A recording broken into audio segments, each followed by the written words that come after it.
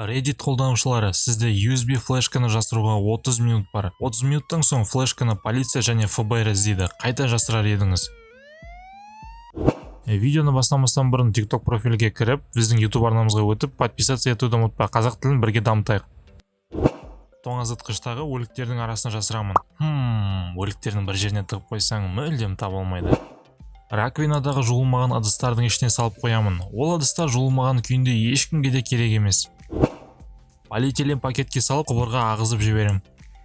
Есіктің ортасын тесіп, флешканы сол жерге салып қоямын. Менің ойымша, ол жерден ешкім іздемейді. Флешканы көршімнің почтасына салып кетемін. Кешке көршім жұмыстан келгесін, менің почтамды көріп қателесіп кеткен болар деп маған әкеліп береді. Оған дейін полиция таба алмай кетіп қалады. Мен флешканы талдың төбесіне жабыстырып қоямын. Полициялар ол жерге дейін өрмелеп іздейді деп ойламаймын, және олардың иттері де талға өрмелей алмайды.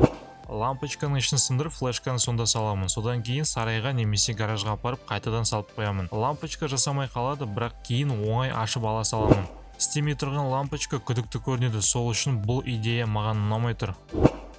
Флешканы хот-догтың ішіне салып, итіме беремін. Ол тамағын шайнамай жұтып жейді. Сосын уақыт өткен соң тазалап ала саламын.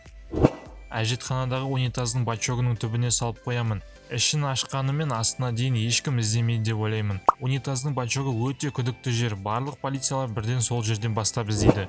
Жардағы розетканы ашып, соның ішіне жасырамын. Сыртынан қарасаң, ешқандай күдік тудырмайды. Итпен немесе темір іздегішпен іздесе де тоқтарды көріп, іздеуді тоқтатады. Ал сен 30 минут ішінде флешканы қайда жасырар едің? Комментарийға жазып отыр.